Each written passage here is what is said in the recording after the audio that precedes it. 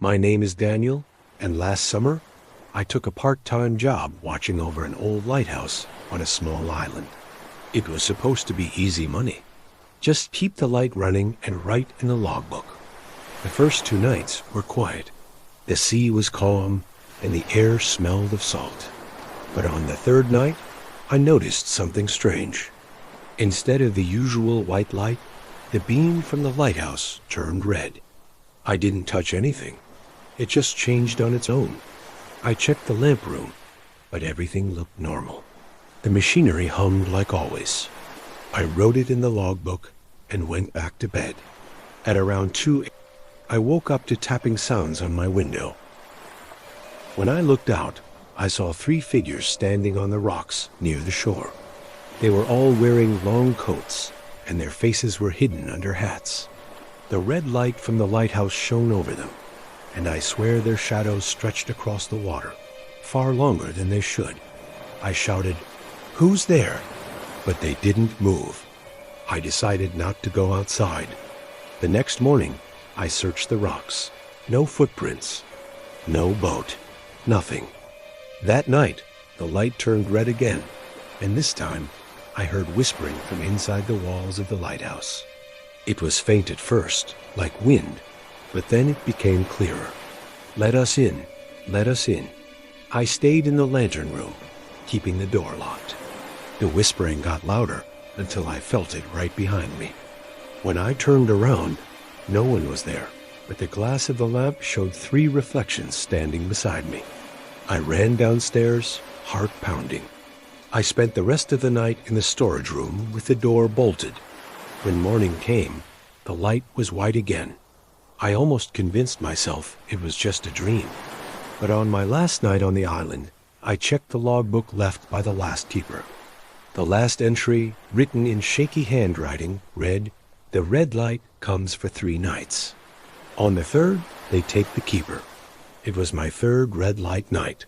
I didn't sleep. I kept the doors locked, but at midnight, the red glow filled every window. I heard the tapping again, closer this time. Then the whisper, "Let us in." The lock started to rattle. The glass cracked. I grabbed my bag and ran out into the dark, heading for the boat dock. I never looked back, but I felt their shadows behind me all the way. I quit that job the next day. But sometimes, when I close my eyes at night, I still see the red glow. And I know one day they'll find me.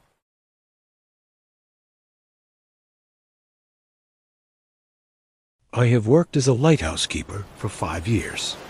It's a lonely job, but I never minded being alone. The sea has always been my friend. My lighthouse stands on a cliff far from the town. At night, all I can hear is the wind and the waves. One winter night, the storm was stronger than usual. Rain hit the windows like stones, and the wind made the whole building shake. I was drinking tea when I saw something strange from the top window, a small rowboat in the dark water. It was moving toward the rocks, but no one was rowing. I grabbed my lantern and rushed outside, fighting against the strong wind. The boat finally hit the shore, and I saw a man inside. He was pale, soaked, and his clothes looked like they were from another time, maybe 100 years old. I called out, "Hey, are you okay?" But he didn't answer. He just looked at me with glassy eyes. His lips moved, but I couldn't hear anything in the wind. I helped him into the lighthouse. Inside, I gave him a blanket and some hot tea, but he just sat there, staring at the wall. His skin was so cold it felt like ice. Then I noticed something else. His boots were dripping water, but there were no footprints on the floor. I froze. My heart started to race. The man slowly turned his head to me and whispered, "The light must stay on." Before I could ask what he meant, a huge wave crashed against the lighthouse. The lights flickered, but I managed to keep the lamp burning. When I turned back, the man was gone. The blanket was still there, but wet. A cold wind blew inside, even though all the doors were shut. The next morning, I went to the shore to look for him. There was no sign of the boat. But then I found a wooden nameplate washed up on the rocks. It had the name SS Maribel carved on it. I knew that name. It was the ship that sank here exactly 100 years ago. No one had survived. That night, the wind howled again. I stayed in the lantern room, keeping the light burning all night. Somewhere in the dark sea, I thought I saw that same rowboat moving slowly away. Now, every stormy night, I keep the light on, afraid of what might come to shore if I don't.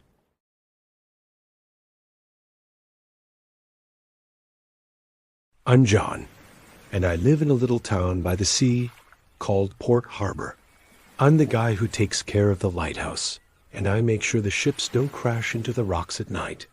One night, while I was sleeping in my cozy little house next to the lighthouse, a loud horn from a ship woke me up. I jumped out of bed, not sure what was happening. I ran to the window and saw a ship out there. But it was no ordinary ship. Its flag looked really strange, not like the colorful ones I usually see. Out of the ship came 8 people. They were all carrying these big, scary knives and machetes. I knew something wasn't right. They looked like a bunch of troublemakers, and I was all alone up there in the lighthouse. The way those people were acting was strange too. It was like they were all dancing to some dark tune, moving in a weird, coordinated way. It sent shivers down my spine. I tell you, I couldn't just hide in the lighthouse. I had to know what was going on. So I mustered up all my courage and went down to meet these strange folks. The captain of the ship caught my eye, and it was like I couldn't look away. I asked them, "What brings you here in the middle of the night?" The captain looked at me with tired eyes, but also had this air of authority about him. He said, "We've been out at sea for a long time. We need a place to rest. Our crew is exhausted." I didn't know what to do, but the captain seemed desperate. So I said, "All right, you can stay here for the night. Just promise to leave in the morning." They were grateful. I could see that. They all huddled into the corners of the lighthouse, their weapons within arm's reach. I was scared, but I figured they'd be gone by morning. But my curiosity got the better of me. I just had to know what was happening on that strange ship. So I sneaked out in the dark, in the pouring rain, and climbed aboard their ship. It was spooky down there with dim lights and shadows everywhere. As I explored, I came across something that made my heart stop. Tied up and unconscious, there was a girl. She looked really strange. Her clothes were all torn up, and her hair was long and dirty. But the weirdest part was her mouth. She had these fangs sticking out, like a creature from a scary story. I wanted to free her. I really did. But then I remembered the crew with their big knives and machetes. They weren't the friendly sort, and who knew what they'd do if they caught me. So I had to leave her there, and it broke my heart. Morning came, and I watched as the ship sailed away. I felt a mix of relief and guilt. I wondered if I should have done something to help that strange girl, but I also knew I had to look out for myself. Days passed, and the memory of that night still weighed on my heart. I felt bad for not helping the girl, but I also knew I made the safer choice. Life sometimes puts you in tough spots where you have to choose between doing what is right and staying safe. So the lighthouse still stood there, guiding ships safely through the dark.